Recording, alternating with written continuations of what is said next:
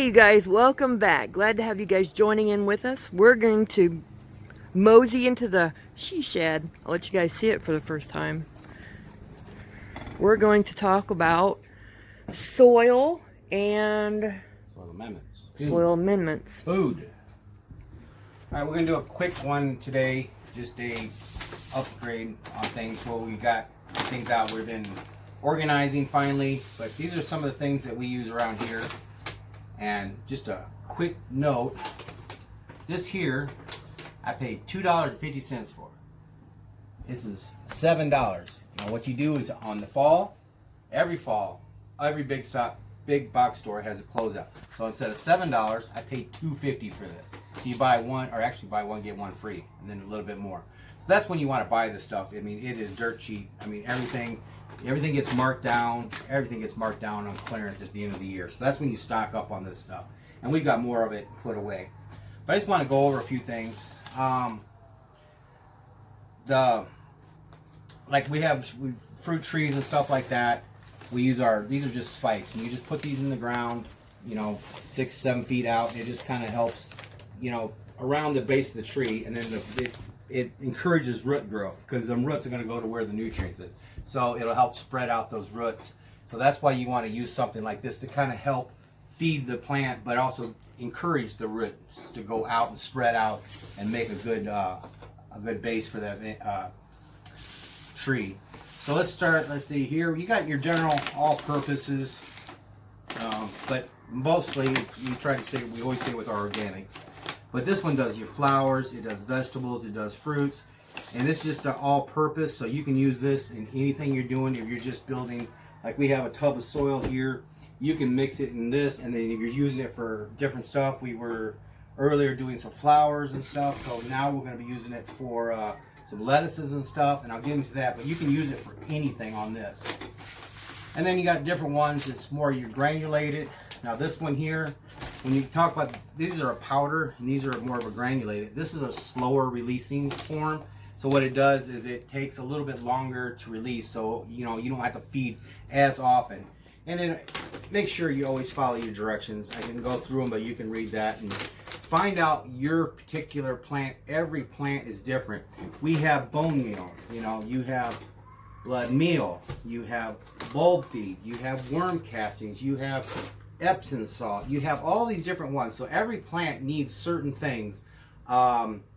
Your bone meal, for example, your bone meal is for your roots and structure. Your blood meal is for your lettuce and your upper greens and stuff like that. So you wouldn't want to put this on your beets or anything, because you're wanting to grow underground. So that's why you'd use your bone meal. And bone meal is basically all it is basically your renting houses, your slaughterhouses. They take the bone and they crush it, and then they pulverize it. And then what it does is phosphorus in this is what you're going to do, like your tulips, your onions, your beets, turnips, anything that's underground. That's what you're going to sprinkle this in. So this is just amend the area that you're doing. So you'd have your main soil, and then just mix in a little bit of this. We're going to be doing, this is the blood meal. So when I do my trays of lettuces and stuff like that, that's when I'm going to use my bone meal. Now I'm not going to use this for tomatoes and stuff, because it's a lot of it for a small area. So I usually use this for just like your lettuces, your kales, your stuff like that, where you got a small base or containers. Like we'll be doing these into containers, then I'll mix just a little bit in with each one that I do. This one here is vegetable. Now see, like this one around your tomatoes, this is about a once a month, maybe every 6 months. Just sprinkle a little bit down the row of your tomatoes, and then let nature, take care of that. But it'll help, with the biozones and the different stuff underground. It feeds the microorganisms and different stuff underground. But that's real good for just a broad area cover. And now this is your earth castings, worm castings.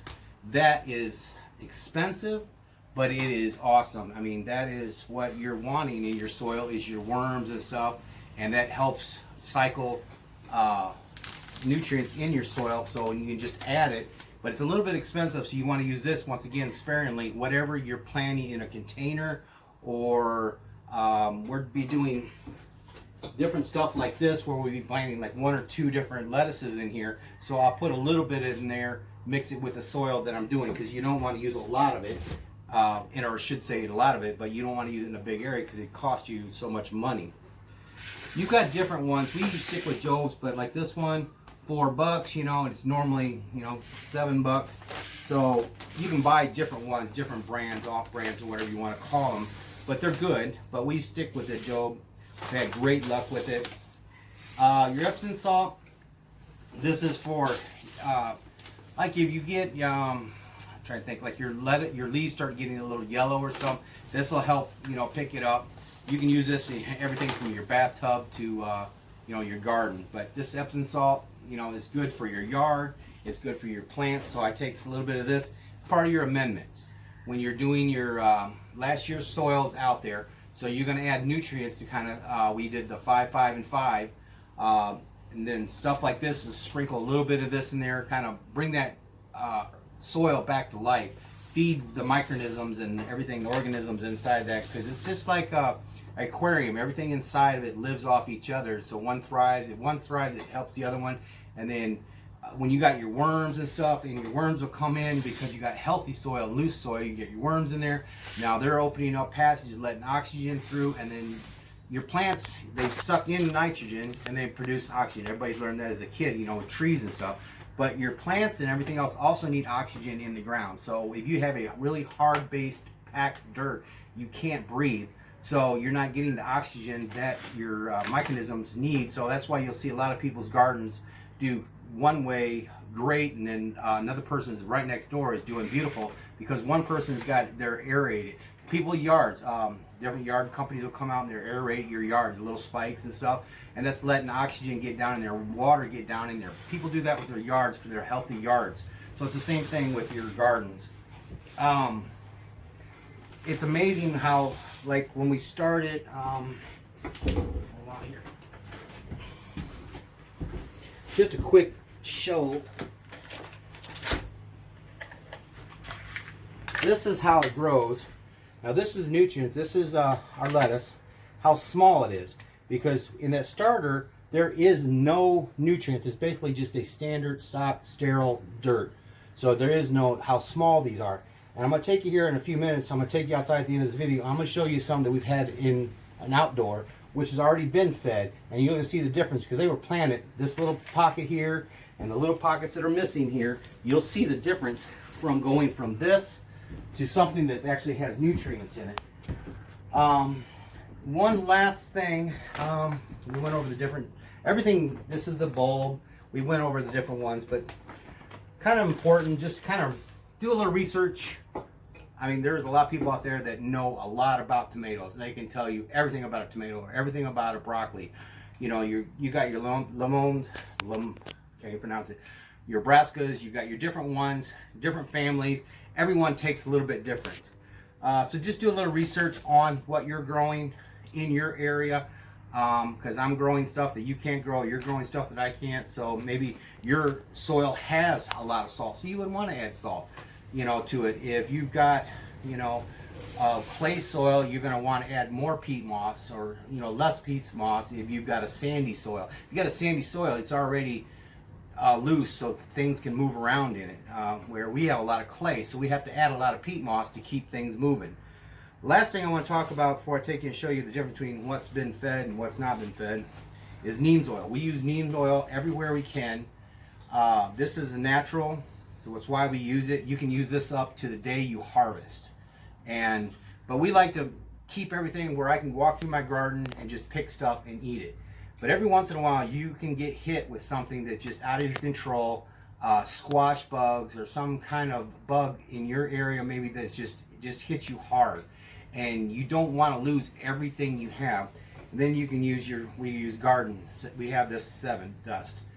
This is ready to use, or you can buy the larger containers of it. This you can use on anything from your fruit trees to your plants. But this stuff, you know, there's anywhere from a day to 20 days between harvest, 7 days I should say, on harvest. But it'll be safe after that many days. But this will kill bees. This will kill just about over 100 different insects.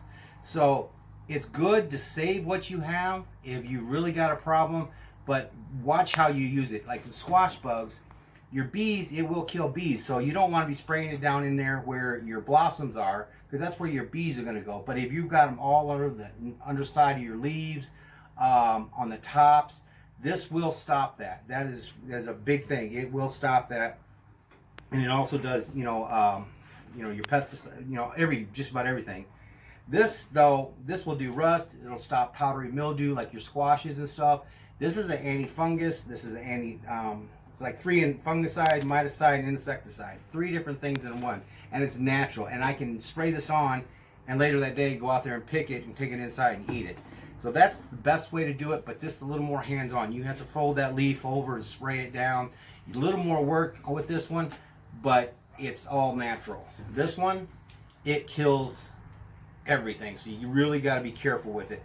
But it's better than losing your whole garden over one certain bug. It's our last resort. It's a last resort. It is, but it's have it.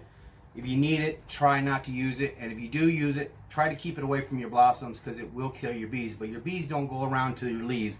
They go straight to that blossom and they leave. They go to the next one, to the next one, the next one.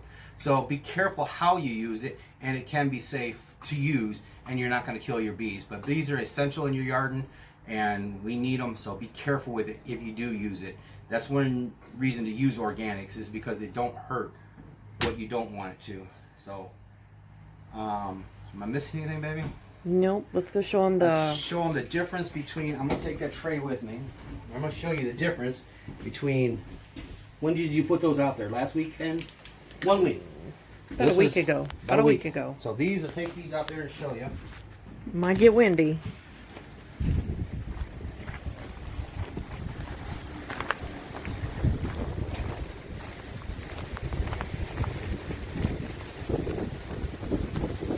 Look at the size difference. This has got nutrients that we fed the ground, and this is just in from the side. So look at the huge difference. Isn't that amazing how much a difference proper nutrients make? Everything here is just going great. We added some more, but this is the same thing, but we're gonna have to fix some more. But it's amazing what proper nutrients will do for you. Wow, that storm is coming in. So that's what we got today. We just wanted to do a quick one on what we have laying around. We kind of getting this place together, cleaning up, so we're getting all this stuff out and thought, well, let's do a video on it. Do a quick video because we're getting it all ready to use. This has kind of been a pile up. We had Christmas stuff on the floor and everything, so everything is put up where it belongs finally, and we can go back to using this, and she get her little areas back to where she can use it. But her little garden shed. All right, you guys. You guys have an awesome day, and we'll see you next time. Be sure to like, share, and subscribe. And if you subscribe, you won't miss out on any upcoming videos. So have an amazing day, and smile for us. Bye.